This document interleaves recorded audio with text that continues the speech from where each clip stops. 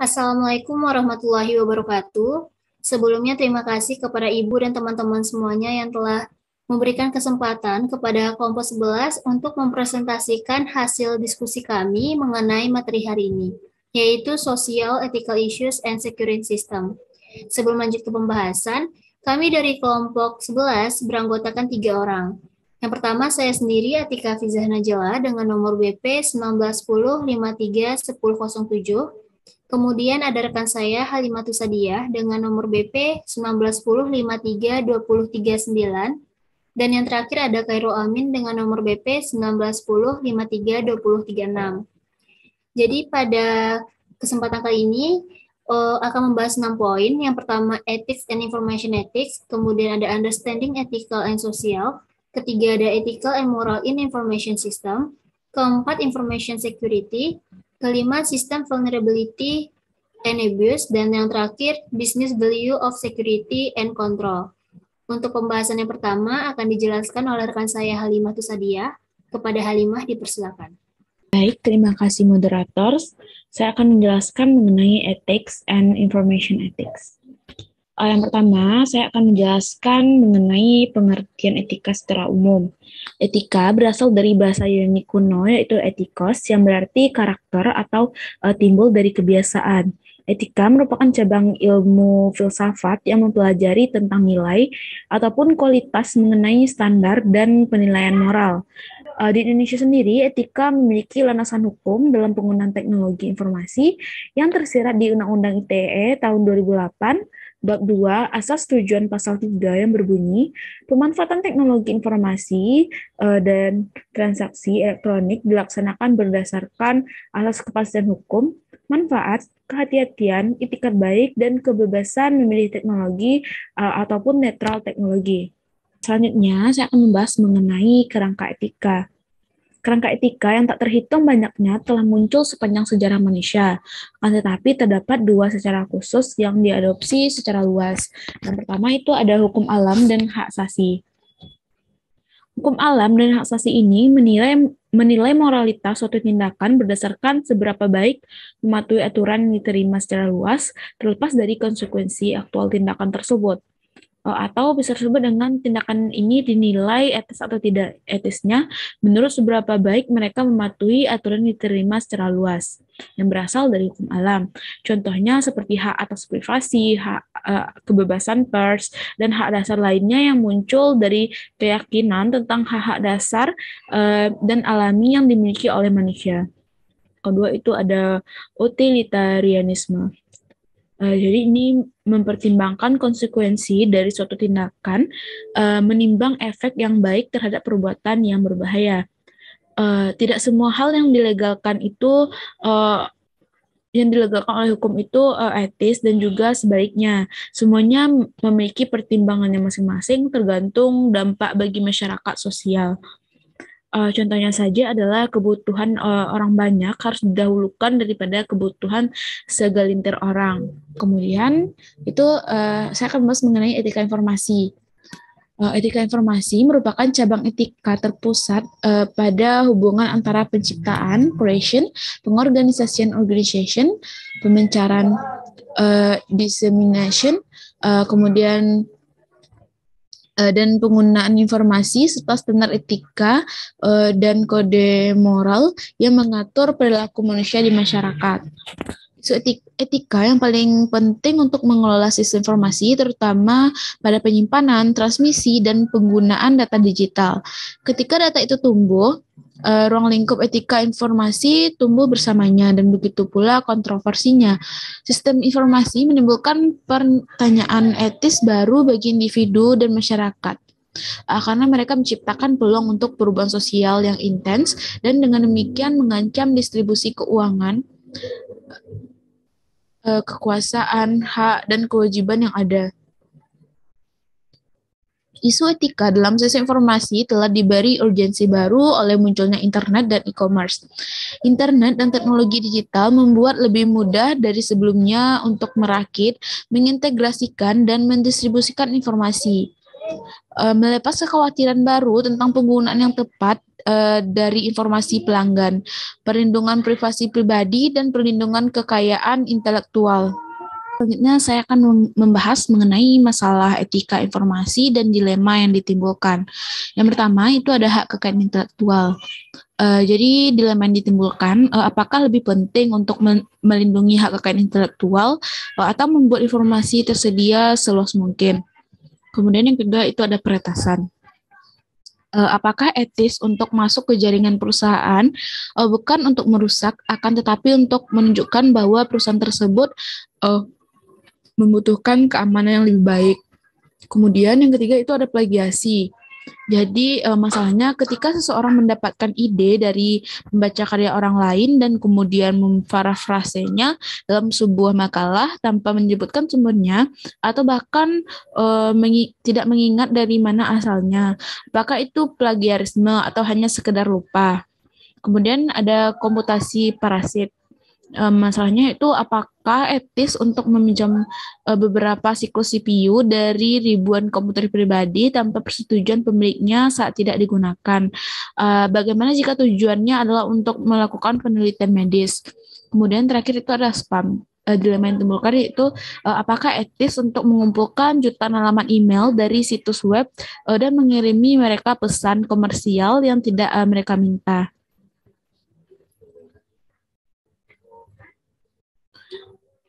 Selanjutnya itu ada hak kekayaan intelektual.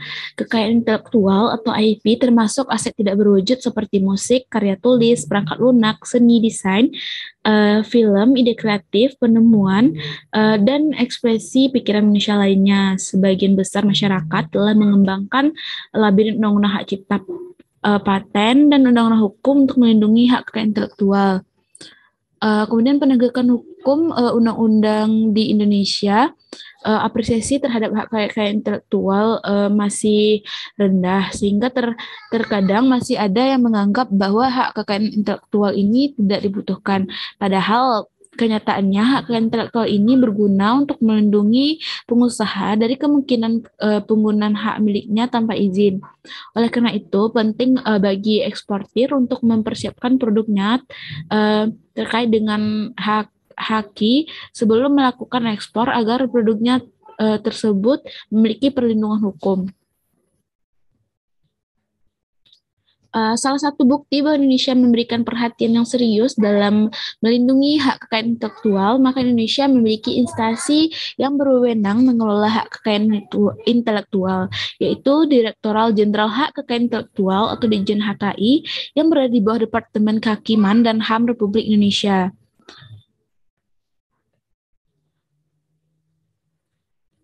Haki ini ada beberapa macam. Pada pembahasan kali ini kita akan membahas mengenai 3 aja. Yang pertama itu ada rahasia dagang.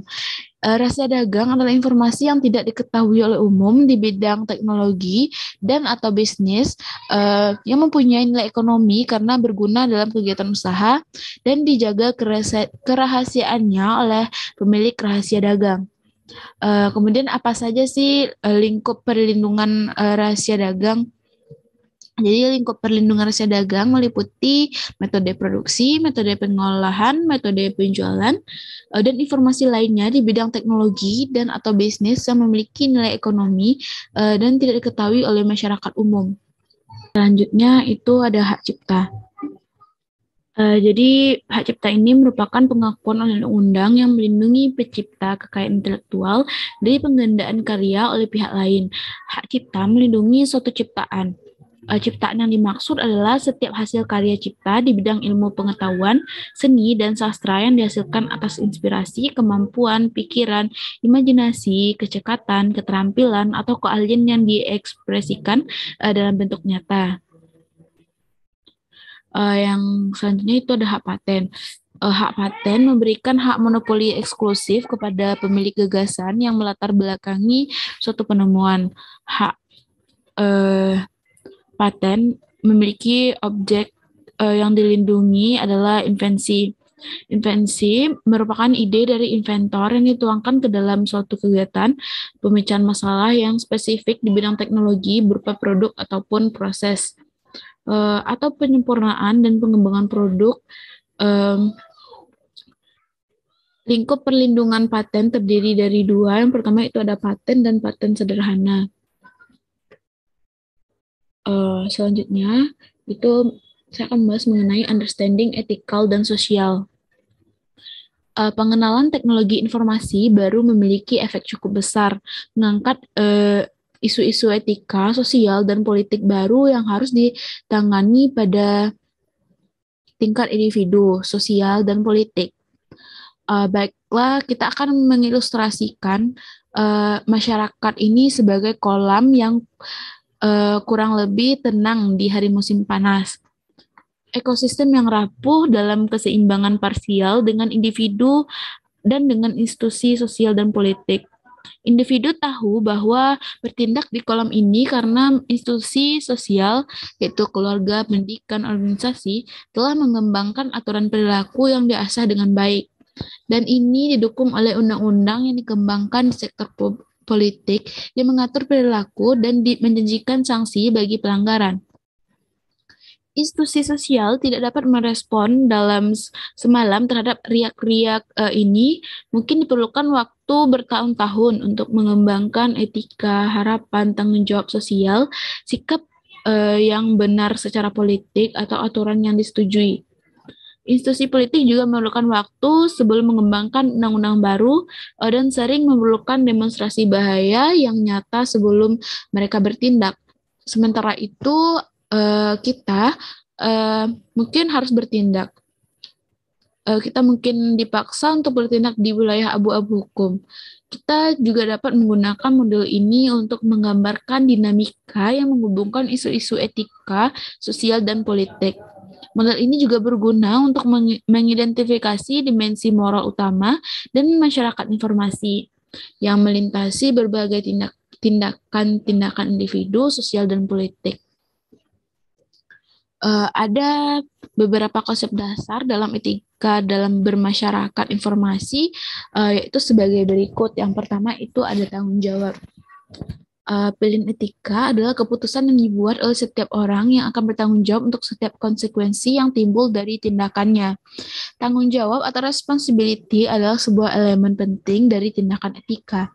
Yang kedua itu ada accountability atau akuntabilitas. Jadi akuntabilitas ini merupakan ciri-ciri dari sistem dan institusi sosial. Ini berarti bahwa ada mekanisme yang menentukan siapa yang melakukan tindakan yang bertanggung jawab, kemudian siapa yang bertanggung jawab atas tindakan tersebut. Kemudian ada liability atau liabilitas. Ciri dari sistem politis di mana suatu badan hukum mengambil peranan yang memberi izin kepada individu untuk memperbaiki kerugian yang disebabkan oleh pelaku tersebut, sistem, ataupun organisasi lainnya. Baik, sekian dari saya. Selanjutnya akan dilanjutkan oleh rekan saya. Baiklah, terima kasih kepada Halimatus Sadia. Selanjutnya yang akan menjelaskan mengenai ethical and moral information system itu saya sendiri. Jadi etika mengacu pada prinsip-prinsip benar dan salah bahwa individu bertindak sebagai agen moral bebas yang digunakan untuk membuat pilihan untuk membantu perilaku mereka. Sistem informasi menimbulkan pertanyaan etis baru bagi individu dan masyarakat. Sedangkan moral itu menurut bahasa Latinnya berarti hukum kesusilaan atau frasa yang digunakan untuk mengidentifikasi sebagai batasan tindakan lain yang dianggap benar atau salah, baik atau buruk. Selanjutnya yaitu isu etika mendesak lainnya yang diangkat oleh sistem informasi. Pada isu tersebut terdapat 3. Yang pertama, menetapkan akuntabilitas atas konsekuensi sistem informasi. Kemudian menetapkan standar untuk menjaga kualitas sistem yang melindungi keselamatan individu dan masyarakat. Dan yang terakhir adalah melestarikan nilai-nilai dan lembaga-lembaga yang dianggap penting bagi kualitas hidup masyarakat informasi. Selanjutnya yaitu memahami isu etika dan sosial yang terkait dengan sistem informasi. Jadi, terdapat mengenai hubungan isu etika dan sosial dalam masyarakat informasi. Keberadaan teknologi informasi itu membawa dampak seperti gelombang yang memunculkan tantangan etika, sosial, dan politik baru yang perlu ditangani pada tingkat individu, sosial, dan politik. ada dikenal dengan 5 dimensi moral yang diwakili oleh masalah ini. Yang pertama yaitu hak dan kewajiban informasi. Itu berkaitan dengan hak informasi apa yang dimiliki individu dan organisasi sehubungan dengan informasi tentang diri mereka sendiri, kemudian apa yang mereka bisa lindungi, dan yang terakhir kewajiban apa yang dimiliki individu dan organisasi mengenai informasi ini. Selanjutnya yaitu hak milik dan kewajiban. Itu berkaitan tentang bagaimana hak kekayaan intelektual tradisional akan dilindungi dalam masyarakat digital, di mana penelusuran dan penghitungan kepemilikan itu sulit dilakukan. 3 cara utama untuk melindungi kekayaan intelektual. Yang pertama, rahasia dagang. Yang kedua, ada hak cipta. Dan yang ketiga, ada paten. Itu telah dijelaskan oleh rekan saya sebelumnya. Selanjutnya yaitu akuntabilitas dan pengendalian. Itu berkaitan dengan siapa yang dapat dan akan dimintai pertanggungjawaban dan bertanggung jawab atas kerugian yang terjadi pada informasi individu dan kolektif serta hak milik. Selanjutnya ada kualitas sistem. Ini berkaitan tentang standar data dan kualitas sistem apa yang harus kita tuntut untuk melindungi hak individu dan keselamatan masyarakat. Dan yang terakhir, pada 5 dimensi moral tersebut adalah kualitas hidup. Itu berkaitan tentang nilai-nilai apa yang harus dipertahankan dalam masyarakat berbasis informasi dan pengetahuan ini. Kemudian lembaga mana yang harus kita lindungi dari pelanggaran. Dan yang terakhir berkaitan dengan nilai dan praktik budaya mana yang didukung oleh teknologi informasi baru. Selanjutnya yaitu berkaitan dengan tren teknologi utama yang meningkatkan masalah etis. Itu terdapat 5 poin. Yang pertama ada kekuatan komputasi berlipat ganda tiap 18 bulan. Sebagian besar perusahaan sekarang dapat menggunakan sistem informasi untuk proses produksi utama mereka. Berkat penggandaan daya komputasi setiap 18 tersebut, akibatnya ketergantungan kita terhadap sistem itu telah tumbuh dan berkembang. Demikian juga kerentanan kita terhadap kegagalan sistem dan data yang buruk. Ketergantungan ini belum diakomodasi oleh konvensi dan hukum sosial. Kemudian ada kemajuan analisis data. Itu kemajuan alat untuk menganalisis data dalam jumlah besar itu dapat menimbulkan masalah etika yang memungkinkan perusahaan memperoleh informasi yang semakin komprehensif tentang individu. Kemudian perusahaan sekarang dapat lebih mudah mengumpulkan dan menggabungkan berbagai informasi yang disimpan di komputer daripada di masa lalu berkat teknologi sistem informasi modern sekarang ini. Yang ketiga ada biaya atau ongkos penyimpanan data menurun secara drastis. Beberapa database individu, pelanggan, dan konsumen, serta pemeliharaannya oleh perusahaan publik dan komersial, sekarang dapat dibayangkan berkat kemajuan teknologi penyimpanan data dan pengurangan drastis dalam biaya, itu mempermudah penanganan informasi dan privasi pribadi. Sistem penyimpanan data yang besar cukup sederhana untuk digunakan sebagai media identifikasi pelanggan dan untuk lokasi tertentu bahkan bisnis retail kecil. Yang keempat ada kemajuan-kemajuan pada internet dan teknologi jaringan. Itu berdampak pada semakin mudah menyalinnya dan mengakses data personil dari satu lokasi ke lokasi lainnya. Dan yang terakhir trennya adalah dampak pertumbuhan perangkat seluler. Itu dampaknya atau impact-nya adalah ponsel individu dapat dilacak tanpa persetujuan atau sepengetahuan pengguna, sehingga perangkat yang selalu aktif menjadi tambatan. Selanjutnya mengenai information security. Information security merupakan keamanan informasi yang secara luas mencakup perlindungan aset informasi organisasi terhadap penyalahgunaan, pengungkapan, akses tidak sah, atau perusakan. Seperti kebanyakan aspek sistem informasi, ini mengacu pada 4 pilar yang sudah dikenal, yaitu teknologi, proses, orang, dan data. Selanjutnya, manajemen risiko. Manajer risiko itu mempertimbangkan banyak masalah, dimulai dengan pemahaman yang jelas tentang aset informasi apa yang perlu dilindungi. Karena banyak perusahaan yang menghabiskan jutaan dolar guna tindakan pencegahan keamanan lainnya untuk melindungi aset, tetapi dengan ancaman yang tak terhitung jumlahnya dan anggaran yang tak terbatas, maka organisasi tidak dapat menghilangkan semua risiko tersebut. Ada beberapa masalah yang dipertimbangkan dalam manajemen risiko.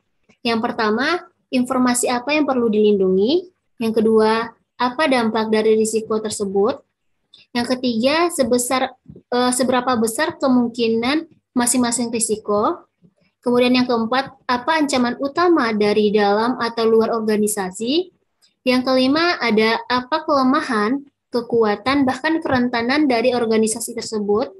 Dan yang terakhir dari masalah yang harus dipertimbangkan adalah kontrol apa yang dapat digunakan untuk mengurangi risiko. Selanjutnya yaitu mengidentifikasi ancaman. Banyak ancaman terhadap keamanan informasi yang muncul baik di dalam maupun di luar organisasi atau perusahaan. Mereka dapat berupa peristiwa alam atau buatan manusia, baik tidak sengaja maupun sengaja. Dari bagian di bawah, itu telah mengidentifikasi antara peristiwa alam dengan buatan manusia.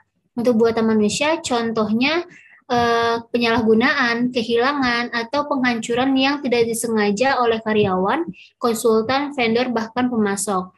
Sedangkan untuk peristiwa alam, itu dapat dikategorikan seperti kebakaran, banjir, gempa bumi, kecelakaan industri, kemudian ada petir, bahkan listrik yang padam. Selanjutnya yaitu malware and botnets.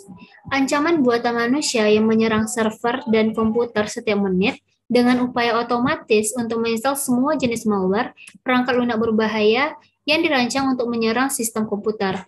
Malware dapat berbentuk yang pertama virus komputer. Merupakan program perangkat lunak berbahaya yang dapat merusak file atau program lainnya. Kemudian ada spyware. Spyware itu merupakan perangkat lunak yang memantau aktivitas pengguna di komputer dan di internet, yang mana seringkali diinstal tanpa pengetahuan pengguna. Selanjutnya ada keylogger. Keylogger itu merupakan perangkat lunak pemantau yang merekam penekanan tombol pengguna. Selanjutnya ada worm. Worm itu juga merupakan program yang mereplikasi diri yang mengirimkan salinan ke pihak lain di jaringan komputer dan mungkin berisi kode berbahaya yang dimaksudkan untuk menyebabkan kerusakan. Dan yang terakhir jenis malware adalah Trojan Horse. Itu merupakan program yang tampaknya berguna atau setidaknya tidak berbahaya yang memasang kode berbahaya untuk memungkinkan akses jarak jauh ke komputer seperti botnet. Sedangkan botnet itu merupakan singkatan dari robot dan networks. Itu merupakan kumpulan komputer yang telah disusupi malware untuk yang digunakan untuk menyerang komputer lain. Bahkan botnet ini tidak hanya mencuri data rahasia korban, tetapi juga menangkap ID pengguna, kata sandi, nomor kartu kredit, nomor jaminan sosial, bahkan informasi sensitif lainnya. Selanjutnya, ancamannya adalah penolakan layanan terdistribusi. Di mana penolakan layanan terdistribusi itu serangan di mana komputer diarahkan untuk membanjiri satu server situs web dengan permintaan halaman yang cepat yang menyebabkan melambat atau macetnya situs tersebut.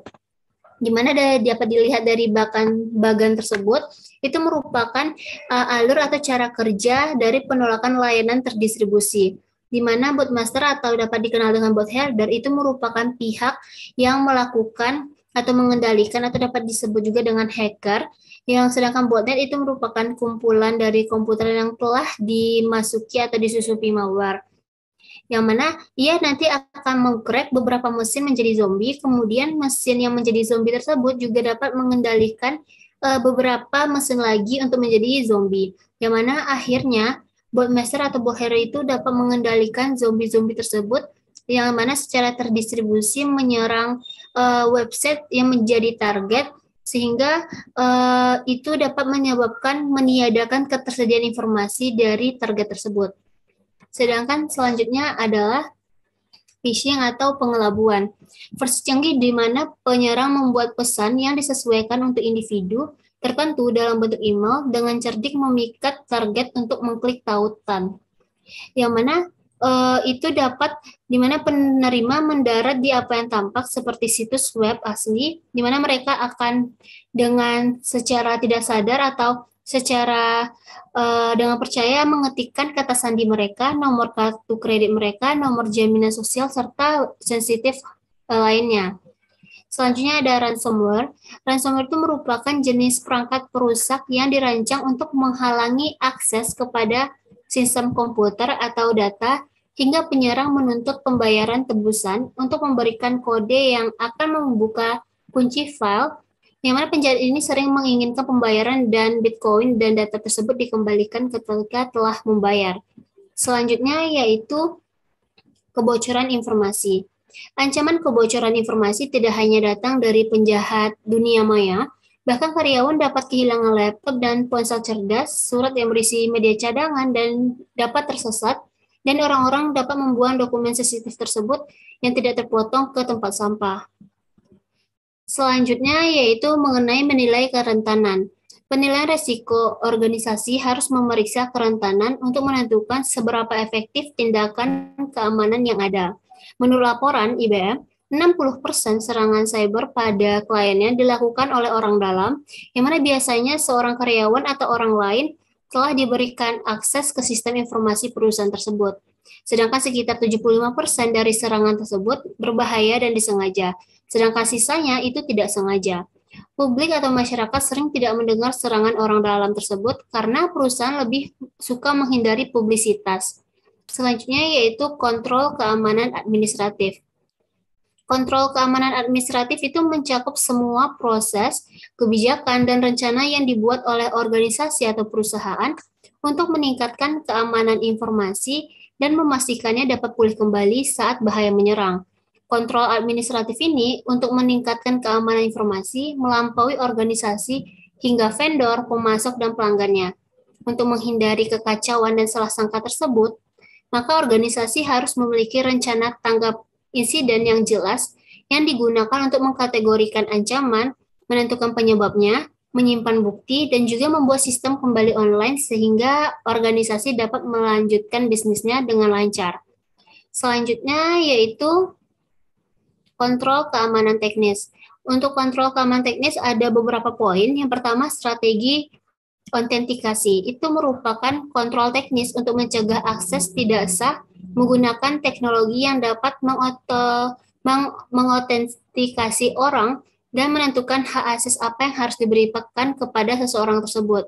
Yang mana sebagian besar strategi autentikasi ini bergantung pada sesuatu yang diketahui pengguna dan sesuatu yang dimiliki pengguna serta sesuatu tentang pengguna. Selanjutnya yaitu enkripsi.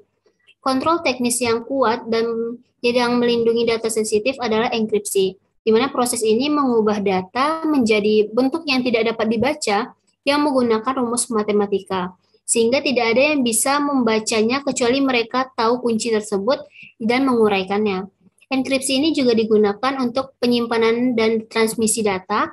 Untuk transmisi internet, strategi yang populer adalah enkripsi kunci publik yang menggunakan transmisi metrik asimetris. Selanjutnya yaitu sistem pencegahan dan deteksi intrusi. Selanjutnya firewall. Firewall itu merupakan kontrol teknis defensif yang memeriksa lalu lintas masuk dan keluar dan memblokir atau mengizinkannya menurut aturan yang telah ditetapkan oleh organisasi atau perusahaan tersebut. Firewall itu juga dapat berupa perangkat keras atau program perangkat lunak. Sistem firewall ini juga menyertakan fitur untuk mendeteksi kejadian yang mencurigakan dan segera akan memberitahu manajer. Selanjutnya adalah memblokir spam. Selanjutnya adalah keamanan informasi dan komputasi awan. Tren bisnis untuk beralih ke komputasi awan, di mana aplikasi dan data penting misi mereka dihosting oleh layanan di luar lokasi dan diakses melalui internet.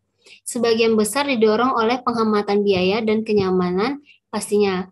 Baiklah, sekian dari saya. Selanjutnya, pembahasan akan dijelaskan oleh rekan saya kepada Khairul Amin. Dipersilakan. Sistem vulnerability and abuse. Keamanan sistem informasi adalah hal yang penting dan memerlukan perhatian lebih saat dilakukannya pembangunan sebuah sistem informasi. Keamanan adalah serangkaian kebijakan, prosedur, dan pengukuran teknis yang digunakan untuk mencegah akses yang tidak berwenang, alterasi, pencurian, atau kerusakan fisik pada sistem informasi. Pengendalian merupakan metode, kebijakan, dan prosedur organisasi yang memastikan keamanan aset organisasi, akurasi, dan reliabilitas pencatatan, serta kepatuhan operasional pada standar manajemen. Yang pertama itu ada kerentanan sistem. Itu kerentanan sistem itu ada dua. Yang pertama ada kerentanan internet, dan kedua ada tentangan keamanan nirkabel. Yang pertama kita bahas dulu tentang kerentanan internet. Komputer yang selalu terhubung dengan internet melalui kabel modem atau jalur DSL yang disingkat dengan Digital Subscriber Line lebih terbuka terhadap penetrasi oleh pihak luar, dikarenakan penggunaan alamat internet tetap yang mudah untuk diidentifikasi dan mudah dijadikan sebagai target tetap bagi para peretas. Kerentanan juga meningkat dari meluasnya penggunaan email, pesan instan, dan program berbagi file. Email mungkin saja berisi lampiran yang berfungsi sebagai batu loncatan untuk para peretas untuk masukkan software berbahaya, sehingga ia dapat mengakses sistem internal perusahaan yang biasanya digunakan karyawan untuk mengirimkan data keuangan atau informasi rahasia pelanggan melalui email tersebut. Namun dalam beberapa kasus, aktivitas pengiriman pesan instan melalui internet dapat digunakan sebagai pintu belakang jaringan yang aman. Kedua, ada tentangan keamanan nirkabel. Teknologi transisi nirkabel dirancang untuk memudahkan berbagai pemancar untuk saling berinteraksi satu sama lain. Titik akses dalam jaringan Wi-Fi diidentifikasi oleh Service Set Identifier atau selanjutnya disingkat dengan SSID yang disiarkan berulang-ulang dan dapat diambil dengan cukup mudah oleh para penyusup. Sayangnya, banyak jaringan nirkabel yang tidak memiliki proteksi dasar melawan war driving. Kelemahan jaringan nirkabel meliputi dua hal, yaitu kelemahan pada konfigurasi dan kelemahan pada jenis inskripsi yang dipakai. Nah, ini gambar bagaimana penyusup masuk ke jaringan Wi-Fi. Yang pertama itu para peretas itu akan mengirimkan autentikasi ke pengguna yang sah. Kemudian router merespon dan kemudian itu akan sukses. Seorang penyusup yang telah terhubung pada titik akses dengan SSD yang benar mampu mengakses sumber daya lain di jaringan. Yang kedua, ada perangkat lunak berbahaya. Selain faktor dari dalam sistem dapat mengalami gangguan dengan adanya serangan software berbahaya. Terdapat program yang disebut malicious software atau biasa disingkat dengan malware. Malware adalah suatu perangkat lunak yang dirancang untuk merusak sistem komputer tanpa memberitahu pemilik komputer tersebut.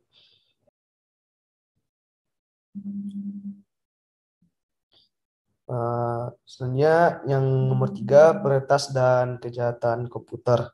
Yang pertama itu ada spoofing dan sniffing. Spoofing adalah pengarahan tautan web ke sebuah alamat yang berbeda dengan yang dituju. Dengan adanya penyamaran situs dari tujuan yang diinginkan, sniffer adalah sebuah program penyadapan yang memantau informasi melalui jaringan. Yang B ada serangan denial of service. Serangan denial of service dilakukan peretas untuk memenjiri server jaringan dan server web dengan ribuan layanan komunikasi atau permintaan palsu untuk mengacaukan jaringan. Distribute denial of service, selanjutnya disingkat dengan DDoS, menyerang banyak penggunaan komputer untuk menenggelamkan dan membuat jaringan terbebani melalui banyak titik peluncuran. Para pelaku serangan DDoS biasanya menggunakan ribuan PC yang terinfeksi dengan software berbahaya tanpa sepengetahuan pemiliknya dan mengelolanya menjadi sebuah botnet. Dalam botnet, malware masuk melalui internet relay chat atau sistem chat lainnya, dan penyerang dapat memberikan instruksi pada semua sistem yang terinfeksi secara simultan. Yang C, ada kejahatan komputer. Sebagian besar kegiatan peretas dikategorikan sebagai tindakan pidana dan kerentanan sistem yang telah dideskripsikan menjadi target dari bentuk kejahatan komputer lainnya. Yang D, ada pencurian identitas. Sebuah kejadian di mana seorang penipu memperoleh sejumlah informasi penting untuk mendapatkan layanan dengan menggunakan nama korban atau menyediakan surat palsu bagi pencuri disebut dengan pencurian identitas. Yang E, ada click fraud. Click fraud terjadi ketika program individu atau perusahaan secara curang mengklik iklan online tanpa adanya niatan untuk mempelajari lebih jauh iklan tersebut atau melakukan pembelian yang dipromosikan dalam iklan tersebut. Selanjutnya, business value of security and control. Melindungi sistem informasi begitu penting untuk operasi bisnis sistem. Sering rumah informasi rahasia tentang individu, pajak, aset keuangan, catatan medis, dan ulasan kinerja pekerjaan. Mereka juga dapat berisi informasi pada operasi perusahaan, termasuk pengembangan produk, rencana pengembangan produk baru, dan strategi pemasaran. Sistem informasi kontrol. Kontrol sistem informasi, baik otomatis ataupun manual, terdiri dari kedua kontrol umum dan pengendalian aplikasi. Kontrol umum mengatur desain, keamanan, dan penggunaan program komputer dan keamanan file data di seluruh infrastruktur teknologi informasi organisasi. Secara keseluruhan, kontrol umum berlaku untuk semua aplikasi komputerisasi dan terdiri dari kombinasi prosedur hardware, software, dan manual yang menciptakan lingkungan kontrol secara keseluruhan. Bagian dari sistem informasi kontrol, yang pertama ada perkiraan risiko.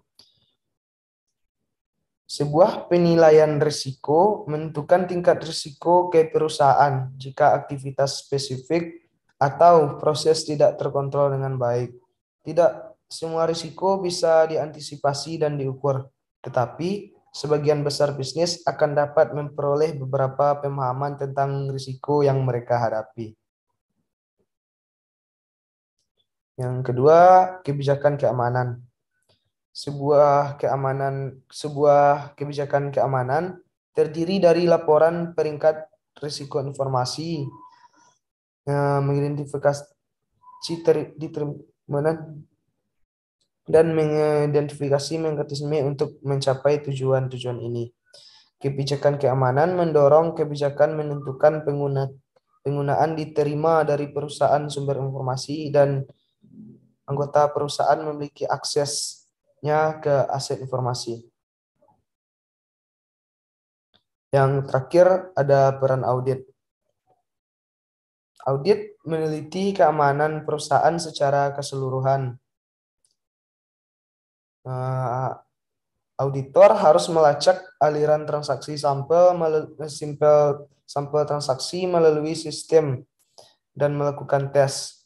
Terima kasih kepada Khairul Amin. Sekian hasil dari presentasi kelompok 11 mengenai materi hari ini. Mohon maaf apabila ada kesalahan. Saya akhiri dengan Assalamualaikum warahmatullahi wabarakatuh.